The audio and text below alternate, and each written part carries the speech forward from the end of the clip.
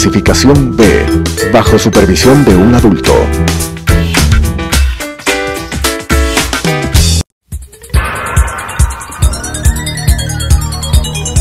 Las opiniones vertidas en este espacio por la producción y dirección del programa son de exclusiva responsabilidad de sus autores y de quienes intervienen en ellos.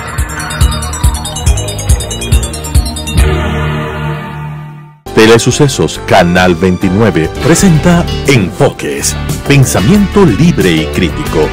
Día a día buscaremos diferentes visiones para la comprensión de la realidad del tercer milenio. Enfoques, un espacio que une noticia, análisis y opinión. Bienvenidos.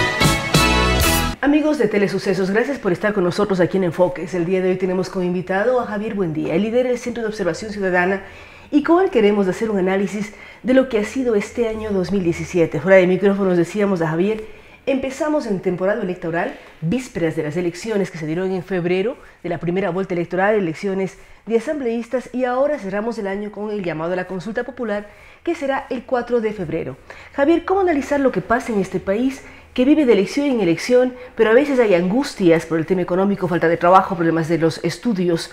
¿Cómo entender qué pasa en este país que los dos apreciamos, observamos, miramos, analizamos, pero que otros pueden decir, lo sufrimos todos los días? Sin duda ninguna, Claudia, muchas gracias, un saludo a la audiencia. Desde el punto de vista sociológico podríamos decir que no se ha construido estabilidad. Y toda esta serie de acontecimientos que se van produciendo y que creen que se resuelven únicamente desde el punto de vista de las urnas, lo que hacen es dar una manifestación clara de esta ausencia de estabilidad. Y yo establecería dentro de los factores de esta conclusión, en primer lugar, lo que se ha señalado varias veces, y casi resulta ser un lugar común, respecto de la cultura democrática en el país, la precariedad del debate público y la desafección que existe entre la realidad cotidiana de las personas y la toma de decisiones en las esferas de poder.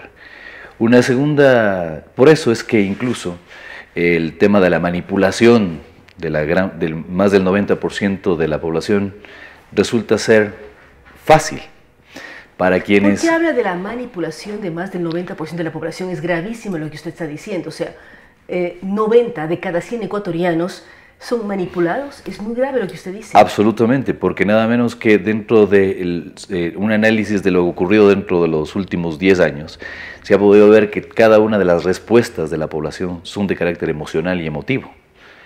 Tan es así que ahora incluso ese rezago de un 20-30% relacionado con la figura caudillista que estuvo al frente del poder durante ese periodo, resulta también no desde el punto de vista racional, pues de ese 20%, sino el tema de una especie como de sentido de pertenencia dado hacia una lógica carismática.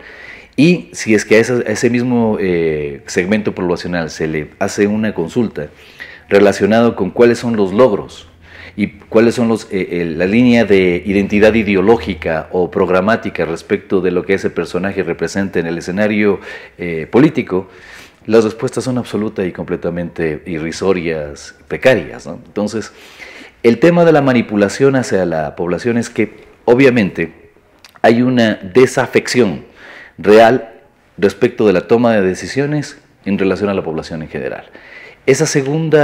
Una segunda línea concreta es que efectivamente políticas de Estado, como se ha mencionado más de una vez, es imposible lograr para el tema de la concreción de un proyecto de país. ¿Y por qué no se logró? Porque uno piensa, 10 años de un mismo gobierno. Si pensamos en las elecciones del año pasado, se mantiene el mismo partido que gobernó 10 años, con las diferencias que todos conocemos. Pero ¿por qué en este espacio de tiempo inédito en la historia del Ecuador no se generaron políticas de Estado? ¿Y por qué también cuando usted habla de una cultura democrática para el país, los votantes siguen buscando figuras paternalistas más que estadistas para que lo manejen? Le podría responder Jorge Enrique Adún, en Ecuador Señas Particulares. Corresponde un poco al tema idiosincrático ecuatoriano, en el orden de que hay una figura que parte incluso hasta de los núcleos familiares, que busca una referenciación de que alguien tome las decisiones por nosotros, y que incluso de la falta de apropiación respecto de lo público, respecto del tema colectivo, desde el punto de vista individual, resulta más fácil culpar a alguien cuando tenemos falencias en el orden personal, en el orden familiar, en el orden citadino, en el orden colectivo.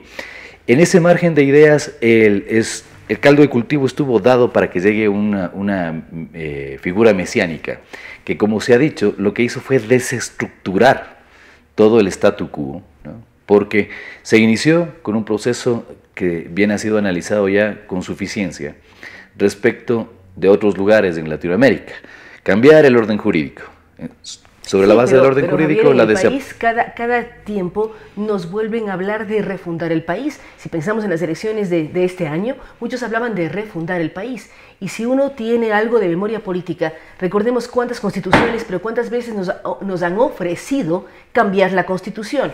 Uno puede hablar del año 98, pero puede hablar después de la campaña de un Lucio Gutiérrez. Es decir, ¿por qué buscamos refundar? Y nos acabamos, como dicen muchos, refundiéndonos, generando inestabilidad, inseguridad, no solamente por generar un nuevo marco jurídico, sino por no tener reglas claras, ni para inversión, ni para trabajar. Porque los ciudadanos somos los responsables, porque nosotros somos los que provocamos el grado de inestabilidad. Porque mirando incluso las experiencias ahorita de los 39 años de la Constitución española, uno puede encontrar de cómo esta se fue formulando y cómo las diferencias que se dieron alrededor del Pacto de la Moncloa no incluía pues únicamente a la clase política española. Refería principalmente a la estructura social en España, que hoy, por ejemplo, ese periodo de estabilidad de 40 años tiene que ser reevaluado, incluso por lo sucedido en el tema de la autonomía. Sucede en Barcelona, en la Cataluña, Puigdemont y todo lo que vivimos. Pero 4 décadas. 4 décadas en que, a diferencia de las 4 décadas anteriores que ellos tuvieron, en el que todas las libertades estuvieron coaccionadas, tuvieron una lógica de apropiación por el tema del país, del sentido de nación, la capacidad de construcción sobre la base de las diversidades, la construcción de consensos, el manejo de los disensos. En el Ecuador, las posibilidades estas que yo decía de manipulación de la gran población y del electorado es por ese sentido de desapropiación. Una perspectiva solamente, por ejemplo, para mostrarle esto de manera mucho más gráfica a la audiencia. El uso de las redes sociales en el Ecuador, el tema del uso del Internet. Podrían, incluso quienes estudios especializados refieren con toda claridad qué es lo que busca en el tema del uso de esta capacidad tecnológica la gente. Y las posibilidades de cómo se ha deformado el tema aún más del debate público con la utilización del tema de las redes sociales. Es un país con gran cantidad de adeptos a redes sociales, sobre todo la red social Facebook. ¿Pero qué se publica? ¿Qué se comenta? Se comenta el cumpleaños, se comenta la fiesta o se critica a una señorita electa para algo, pero no hay diálogo ni debate ni de temas políticos, a no ser que saquen memes y todo el mundo se ría, pero no hay un diálogo y un debate profundo que permita avisorar cambios de la cultura democrática y política del país. Y la forma disruptiva frente a esa reflexión, Claudia, es tomar ya medidas concretas. El 25 de septiembre, que se cerró el plazo que el presidente de la República actual abrió para la posibilidad de presentar iniciativas, que luego serían o no tomadas en cuenta para lo que hoy son las preguntas de la consulta popular del 4 de febrero. Las 7 preguntas. Nosotros planteamos el tema con claridad meridiana, incluso haciendo todo el análisis jurídico al respecto, de que en el Ecuador debe empezar ya a pensarse en el voto facultativo.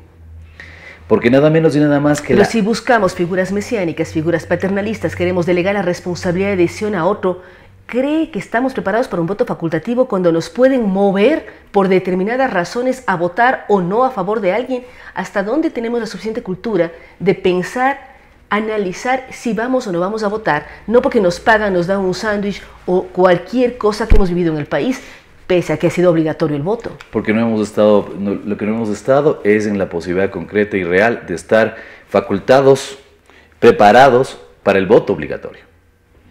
En el voto facultativo existe esa capacidad decisoria por parte individualmente de cada ciudadano, en el que podrá definir si es que se acerca a las urnas o no. Porque lo grave del tema de esta manipulación son los resultados en el orden electoral y cómo se constituyen las instituciones y los cuerpos colegiados en democracia. Es decir, que por la equivocación de las mayorías tenemos que estar sometidos a lo que estuvimos durante los últimos 10 años, la gran mayoría de quienes incluso votamos e incluso impulsamos posturas diferentes. Entonces, en este caso en particular, Se habla de que esto podría provocar que nadie vaya a las urnas. Quienes tenemos incluso experiencia como observadores electorales de procesos de este tipo, sabemos que hay una manipulación concreta del 30% de promedio del ausentismo, a pesar de que es obligatorio, a pesar de que existen incluso las medidas coercitivas relacionadas con la imposibilidad de obtener el certificado de votación para los trámites, etcétera, y las multas. Y todo, pero si usted piensa, en este país tenemos en los últimos años un promedio de una elección anual. Ha habido excepciones que nos hemos saltado 2 o años con 2 elecciones. Las personas saben que el siguiente año lo consiguen. Hay personas que deciden no votar por determinadas circunstancias, pero si fuese facultativo, efectivamente, ¿cuántos ecuatorianos considera usted que iríamos a las urnas? El 7%, porque en el análisis sociológico... Pero es positivo que el 7% de los electores elijan a quién va a administrar un país de más de 16 millones. El ejercicio de los derechos lo tenemos todos. El ejercicio entonces corresponderá a quienes en la posibilidad de la facultad que se establece a partir del ordenamiento jurídico de ejercerlo o no. Entonces, en esa lógica, si es que yo dejo de incidir en la toma de decisiones, tengo que someterme a lo que sucede. Bueno, vimos lo que pasó en Inglaterra con el Brexit y otros ejemplos que podemos poner, la propia Cataluña, en donde fueron a votar quienes estaban involucrados y de pronto se sorprendieron los que nos fueron a las urnas. La participación ahorita en Chile, el tema en Colombia, el tema en el propio México. Ahí están las referencias del tema del voto facultativo. Y no es que en Latinoamérica entera tengamos indicadores e índices de cultura democrática y razonabilidad de participación ciudadana muy alta respecto de la calidad, ¿no? Entonces, el reflejo de lo que sucede en sociedades como la nuestra es que se intenta todo desde el punto de vista coercitivo. Y lo que pasa es que en el margen de esa aplicación de lo coercitivo, la gente se desafecta aún más, es decir, busca únicamente el cumplimiento de la obligación, ¿no?, sin tener ningún razonamiento frente al tema. Por eso es que incluso el tema de planteamientos como el que estamos haciendo en este momento nosotros, pensando ya en el día después de la consulta popular, como usted viene señalando, en este nuevo evento electoral que solo refleja las posibilidades concretas de distraernos de la realidad y de los problemas de fondo, de los estructurales, de los sistémicos, es que se pueda construir ya una línea de un frente nacional de gobernabilidad, en donde estén todos los actores que son agentes de opinión, tomadores de decisión, y que tienen un nivel de incidencia incluso a nivel corporativo y grupos de interés, para empezar ya a acometer en una agenda que solucione lo urgente, pero ¿hasta lo cuándo importante. va a resistir el país estos temas de distracción, como usted menciona? Llevamos 7 meses desde que hubo el cambio de gobierno. ¿Qué ocurre con la parte económica, la parte social, la parte política? ¿Hemos mejorado? Estamos igual que hace 7 meses, y cómo proyectarnos en un 2018 con elecciones en febrero. Cómo pensar y repensar un país que efectivamente necesita gobernabilidad. Presidente Moreno la ha tenido, todos los sectores han estado dialogando, conversando, apoyando, viendo cómo, pero el país necesita medidas y decisiones. 180 días más es posible que el Ecuador sí lo tolere. Pero si escuchábamos el discurso antes de abril o antes de febrero, antes de las elecciones, que decían hay que tomar decisiones inmediatas. ¿Dónde está la inmediatez de una decisión que donde usted dice han pasado 7 meses, 180 días más, podemos esperar y...? El problema es que el 70% de la población económicamente activa que no tiene empleo, ellos no toleran un minuto más. No pueden esperar, o quien no tiene casa, o quien no tiene escuela, o quien vive con $1 diario o menos. Pero ubiquemos las responsabilidades. Es decir, por ejemplo, el trabajo realizado por nosotros durante 2 años, que han reflejado con toda claridad y que en esta misma mesa de trabajo hemos tenido la capacidad de reflejarlo, en los últimos 2 años, están en la que quien provocó esta crisis relacionada con el asunto del empleo tiene nombre y apellido. En ese orden de ideas, el tema del lanzamiento de la idea de la corresponsabilidad planteada durante el discurso presidencial de Asunción, evidentemente refleja un nuevo estado de cosas. Y creemos que este es un punto base sobre el cual se ha trabajado estos primeros 6, 7 meses de gobierno, pero sobre el cual el salto de calidad debería ser este proceso de la consulta popular, donde se supone que estamos más del 80% de las personas en una sola línea unívoca. ¿Y por qué usted piensa que va a darse un salto de calidad con la consulta del 4 de febrero? Porque se necesita, y porque es urgente, y además porque es la demanda que tenemos que plantearle ya ahorita al presidente Moreno. Y no desde el punto de vista únicamente de la retórica, sino con planes concretos. Por eso es que esta iniciativa del Frente Nacional por Gobernabilidad está siendo ya oficializada a través de la vicepresidenta de la República, quien por decreto es quien está a cargo ahorita del proceso de consulta popular y referéndum. En ese orden de ideas, el Frente Nacional de Gobernabilidad puede ser una de varias iniciativas que permitan pasar del tema de los diálogos con esta lógica de pacificación que ya está en el ánimo de todos, a temas concretos, a temas de consenso, a temas de políticas públicas y toma de decisiones que vayan a atacar los problemas de mayor urgencia. Y en eso, sin lugar a dudas, está el asunto de la crisis social del empleo. Y sobre esa base, incluso ponerse a pensar que hay ciertos intereses también de carácter corporativo, con los cuales nosotros incluso podemos tener mucha identidad, mucha empatía, pero creo que es el momento también de hacer ciertos renunciamientos. En esto me refiero con toda claridad también a ciertos personajes y personas del sector productivo, que con agenda propia pueden un poco empezar a desafectarse de la realidad del país. Entonces la demanda no es únicamente al gobierno, sino también a ciertos sectores. Es a todos los sectores que, cuando usted habla de un frente de gobernabilidad que se pase del diálogo a la acción, cada uno tiene que estar dispuesto a dejar intereses de por medio y buscar el interés nacional. ¿Cómo lograrlo? ¿Cómo pasar de un diálogo que algunos, usted decía, hasta 25 de septiembre el presidente recibía propuestas que fueron incluidas, algunas, otras no, en la consulta popular? ¿Cómo lograr pasar de ese diálogo que sí efectivamente ha pacificado, ha desarmado las palabras, lo cual es muy bueno, se ha disminuido en violencia en el país, pero cómo lograr pasar ya a la acción, a conseguir y a sentir que se está avanzando? Transformando el debate en un tema técnico, es decir, evitar ya las discrecionalidades, evitar las subjetividades, evitar la retórica, ir directamente a los temas de índices, indicadores, políticas, programas, ejecuciones, factibilidades, metas. En ese orden de ideas, incluso hasta podrían existir las líneas de negociación mucho más claras respecto de los intereses que podrían estar encontrados.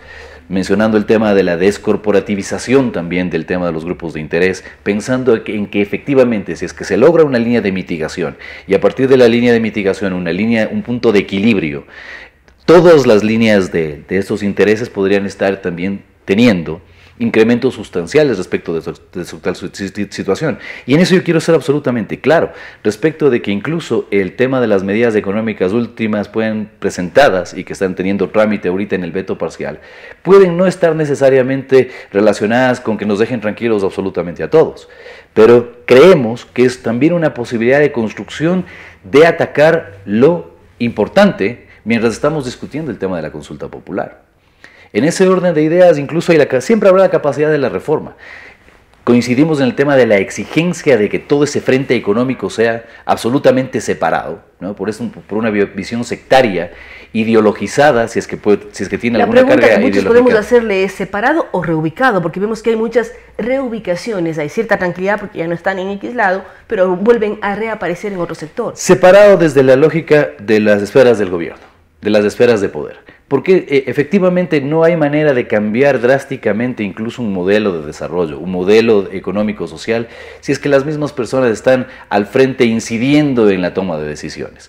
Por eso es que en estas coincidencias, creo que con los sectores productivos, con los sectores de trabajadores, con los sectores de empleadores, con los sectores sociales, se pueden ir ya construyendo la agenda programática que bien ha planteado la vicepresidenta de la República, para que incluso la articulación hoy pacificada entre los actores pueda incluso llevar adelante un proceso de limitación y de acceso a los disensos, y que esos también queden reflejados en un momento determinado, tomando en cuenta de que se produce ya la negociación. El Ecuador tiene que entender que durante 10 años no hubo negociación, porque la primera regla, incluso de los teóricos, dicen que la negociación se produce entre iguales, y no éramos iguales en estos 10 años. Teníamos una lógica imperial que efectivamente tomaba las decisiones y que además destruyó toda política pública, incluida el tema de la transparencia, que hoy refleja el tema de la corrupción como uno de los mayores elementos de preocupación de la sociedad. Entonces, hoy que hemos recuperado la capacidad de articulación, generemos una agenda en la lógica de la gobernabilidad, pero sobre todo de la estabilidad concreta y de los temas reales. las condiciones de vida de la gente. ¿Y usted cree que las condiciones en el mundo político, administrativo, productivo están dadas para generar este gran frente de gobernabilidad que usted menciona, generar espacios de acciones y que todos lleguemos a consensos? Sin duda, si todos los que hemos pensado que el tema de la consulta popular puede ser una dinámica de regeneración de la institucionalidad democrática, ahí está pues el escenario de los actores. Y todos somos diversos y todos somos diferentes. Tenemos incluso algunos con formación liberal, otros con formación de marxista, otros con formación de otro tipo. Se supone que estamos en la lógica de hacer hasta pronunciamientos públicos y concretos respecto del sí. Entonces, si tenemos la posibilidad de ponernos de acuerdo en esa postura frente a una consulta popular y referéndum, creo que también estamos en posibilidad de articular y ponernos de acuerdo respecto de la agenda programática. Entonces usted ve con buenos ojos el inicio del 2018 en donde va a haber acuerdos, va a haber consensos y va a haber ya un análisis de lo urgente del país con medidas que nos permitan proyectarnos. Y el periodo de la consulta debería ser ya una línea de exigencia para hacerlo. Porque si incluso el gobierno nacional quiere concretar elementos de resultado entre el 70 y el 80%, debe pasar como la siguiente fase del diálogo nacional al tema de la construcción de consensos durante el propio proceso de la consulta. No hay necesidad de mayor campaña. Los que están hoy por el tema del no van a cambiar. Y los que estamos en la postura de decir no vamos a cambiar. Es decir, utilicemos este periodo electoral, incluso los 48 millones de dólares que se han decidido se financie este proceso, para trabajar en este proceso de gobernabilidad, en esta lógica de gobernabilidad mejor, para concluir de manera clara esta lógica de imposición de la toma de decisiones y acometer de manera concreta en soluciones a lo que viven los ciudadanos diariamente. Hay que hacerles notar, Claudia, a la audiencia, que el mes de enero es un mes de alta sensibilidad respecto del tema de la confrontación con la realidad por parte de los ciudadanos. Cuando pasado el tema ya de las fiestas de diciembre, vuelven de manera drástica a la realidad. Y ahí el tema de la deserción laboral también tendrá que ser nuevamente evaluada por el INEC y puede ser que incluso ya superen el 70% de la última medición. Y en esto hacerle notar que también no es que con la consulta popular de febrero concluye el tema de la telenovela electoral. Inmediatamente ingresamos en la telenovela electoral del año 2019 y hay temas de democracia territorial que empezar a discutir. Empezar a discutir todo aquello que tiene que ver con los gobiernos autónomos descentralizados. Sin Hay discusión duda sobre si los prefectos son electos solamente por las circunscripciones rurales y no por las grandes ciudades. Hay una serie de elementos, por eso decíamos, vivimos de elección en elección. Pero lo primero que hay que empezar a discutir es el tema de la recuperación de la autonomía. El proyecto autoritario también destruyó el tema de los gobiernos autónomos descentralizados en atención a la imposibilidad de que las medidas sean tomadas en los gobiernos locales. Se tomaban en Carondelet, con una lógica incluso de cierta sustentación por parte del Semplades, que se transformó en un espacio sacrosanto en donde se decidían si es que se les asignaban recursos o no a los gobiernos autónomos descentralizados. Por eso es que incluso ahora no nos deja de llamar la atención cómo ya el tema de una gran cantidad de alcaldes, la corporatividad del CONGOPE, la corporatividad de la AME, pasaron de un péndulo a otro, ¿no? Muy rápidamente. Y en esa lógica hay que pensar también cuál es el tema de la democracia de carácter territorial que esperamos, porque el tema de los gobiernos de cercanía, que van a ser elegidos en el año 2019, también constituyen un elemento fundamental del inicio de este diálogo, el tema de la estabilidad. Volver a analizar lo que usted mencionaba, el tema del voto facultativo, el conocimiento, que existe una cultura democrática real en el país. Queremos agradecer, amigos de Enfoques y Telesucesos, a Javier Buendía. Con él hemos hablado de temas muy importantes que hemos vivido este año, pero también cómo se proyecta el 2018, aquello que tiene que ver con elecciones, referéndum, posibilidades y propuestas para que en el Ecuador exista un voto facultativo, pero también nos preocupa cifras que nos dicen 90% de los ecuatorianos podemos ser manipulados en un momento dado por ofertas electorales o por decisiones de uno u otro sector, porque los ecuatorianos se mueven más por sentimientos que por análisis. Hay que trabajar en ello, hay que analizar más y esperamos que efectivamente en el 2018 se forme este Frente Nacional de Gobernabilidad que deje de un lado banderías políticas, intereses personales, de gremios, de sectores, de partidos y busquemos entre todos tener un país que se proyecta al futuro con reglas claras, seguridad y confianza.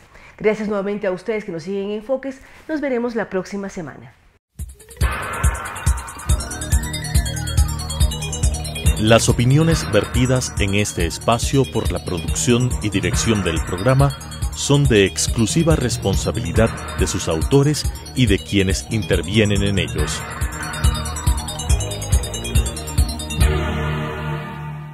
Telesucesos Canal 29 presentó Enfoques, pensamiento libre y crítico. Día a día buscaremos diferentes visiones para la comprensión de la realidad del tercer milenio. Enfoques, un espacio que une noticia, análisis y opinión.